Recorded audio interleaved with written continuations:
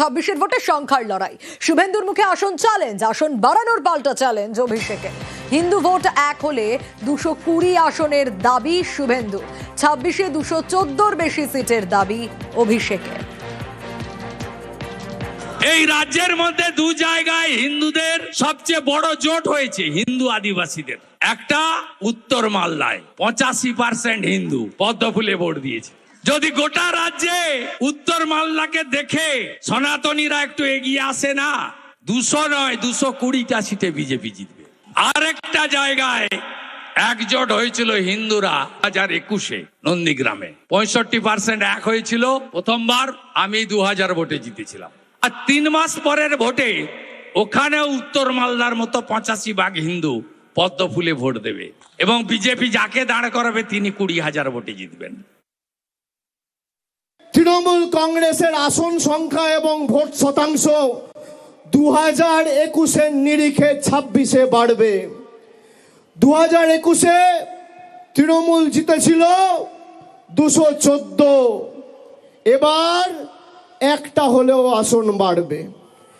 আপনাদের কথা দিতে হবে সেই একটা আসন যেন এই দক্ষিণ 24 পরগনা থেকে হয়। এবার ভাঙড় তৃণমূল কংগ্রেসকে জিততে হবে, 31-এ 31 দক্ষিণ 24 পরগনা করতে হবে।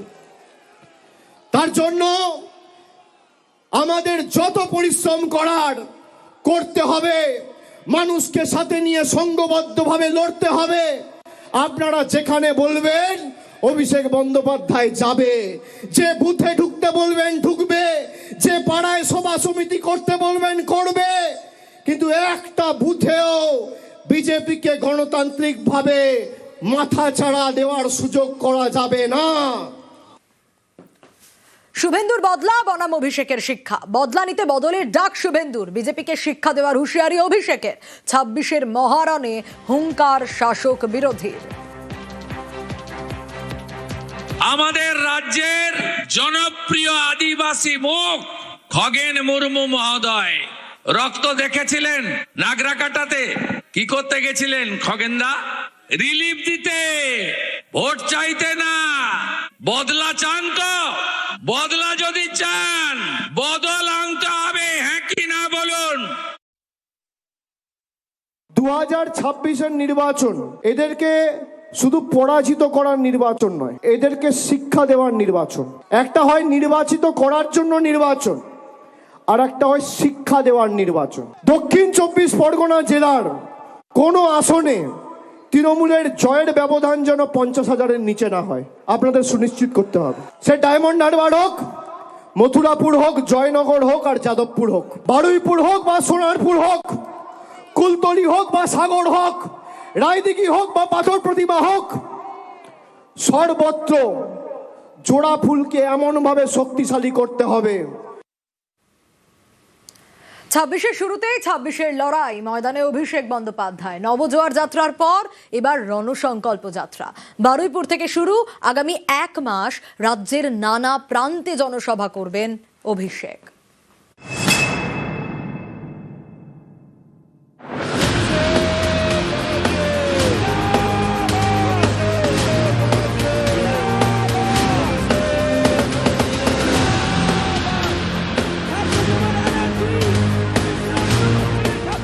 কয়েক মাস পরেই রাজ্যে বিধানসভা নির্বাচন। বছরের শুরুতেই যুদ্ধের দামামা বাজিয়ে দিল তৃণমূল। ময়দানে অভিষেক বন্দ্যোপাধ্যায়। আগামী 1 মাস রাজ্য জুড়ে জনসভা করবেন তিনি। শুরুটা হলো শুক্রবার বারুইপুর থেকে।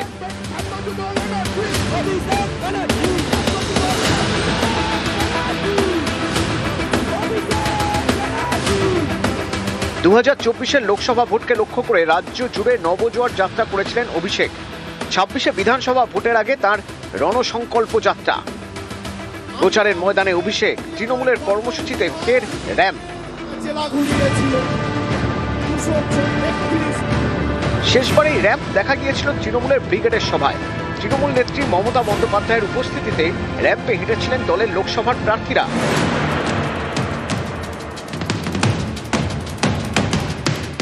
এবার অভিষেকের বারুইপুরের সভায় র্যাম্প।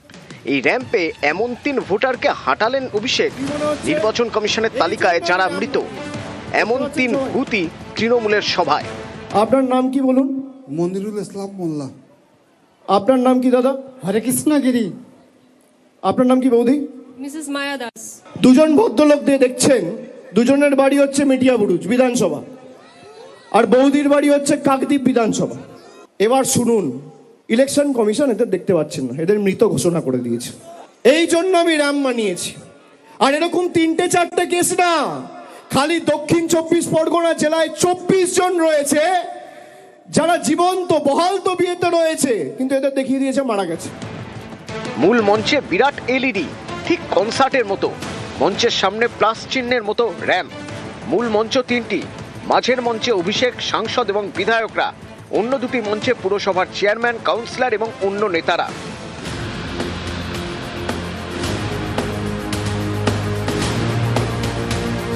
এই বারুইপুর থেকে শুরু, এবার রাজ্য জুড়ে সভা করবেন অভিষেক। তৃণমূলের স্লোগান, যতই করো হামলা আবার জিতবে বাংলা। অভিষেকের কর্মসূচি চলবে 27শে জানুয়ারি পর্যন্ত। শুক্রবার বারুইপুরের পর শনিবার অভিষেকের জনসভা আলিপুরদুয়ারে, তারপর উত্তরবঙ্গ থেকে দক্ষিণবঙ্গ, পূর্ব থেকে পশ্চিম, বাংলার সব প্রান্তেই সভা করবেন অভিষেক। এবারের ভোটে তৃণমূলের বিরুদ্ধে বিজেপির অন্যতম অস্ত্র অনুপ্রবেশ। অনুপ্রবেশকারী সন্দেহেই বাংলাদেশে পাঠিয়ে দেওয়া হয়েছিল বীরভূমের বাসিন্দা সোনালী খাতুনকে। আদালতের নির্দেশে যাকে দেশে ফেরানো হয়েছে। 6ই জানুয়ারি রামপুরহাটে সভা অভিষেকের। ওই দিন সোনালী খাতুনের সঙ্গেও দেখা করবেন তিনি। মতুয়াগড় থেকে রাজবংশীদের এলাকা, কলকাতা থেকে নন্দীগ্রাম, সব জায়গাতেই যাবেন তৃণমূলের সর্বভারতীয় সাধারণ সম্পাদক।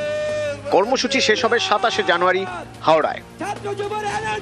নিউজ 18 বাংলা।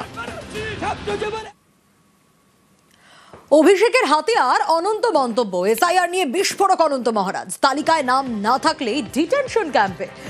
আশঙ্কা প্রকাশ বিজেপির রাজ্যসভার সাংসদের। অনন্ত মহারাজের মন্তব্যে আগে বিতর্ক, আর এবার অডিও ক্লিপ শুনিয়ে বিজেপিকে নিশানা অভিষেকের। অনন্ত মহারাজ দেশের প্রধানমন্ত্রীকে পাকিস্তানি বলছে। আমি বলছি না, কে বলছে? বিজেপির সাংসদ বলছে, শুনবেন।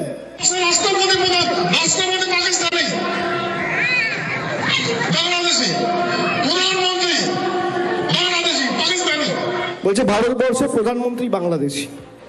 আমি বলছি না, বিজেপির এমপি বলছে। বিজেপির এমপি বলছে ভারতবর্ষের রাষ্ট্রপতি পাকিস্তানি আর ভারতবর্ষের প্রধানমন্ত্রী বাংলাদেশি। যে বিজেপি এমপিকে বিজেপির এমএলএরা ভোট দিয়ে নির্বাচিত করে রাজ্যসভায় পাঠিয়েছে, সেই বিজেপির এমপি অনন্ত মহারাজ ভারতবর্ষের প্রধানমন্ত্রীকে পাকিস্তানি আর বাংলাদেশি বলছে। ঠিক এভাবেই অডিও ক্লিপ শুনিয়ে আজ বিজেপিকে নিশানা করেন অভিষেক বন্দ্যোপাধ্যায়। কিন্তু সেদিন কি বলেছিলেন বিজেপির রাজ্যসভার সাংসদ অনন্ত মহারাজ, শুনুন। যদি এতে কোনো ভোটার লিস্টের নাম না আসে, তোমার ব্যাংক ট্যাঙ্ক সব ফ্রিজ হয়ে যাবে, কোনো সুবিধা পাবেন না। গৃহমন্ত্রী কইছে ডিটেনশন ক্যাম্প বানাবে, অর্গানাইজারদের নাম উঠে নেই ওদের রাখবে, তারপর প্রমাণ করবে তোমরা কোন দেশি না এই ঠেকার দেশি। আরে আমাদের ঠেকার মানুষ প্রমাণটা কাজ করবে?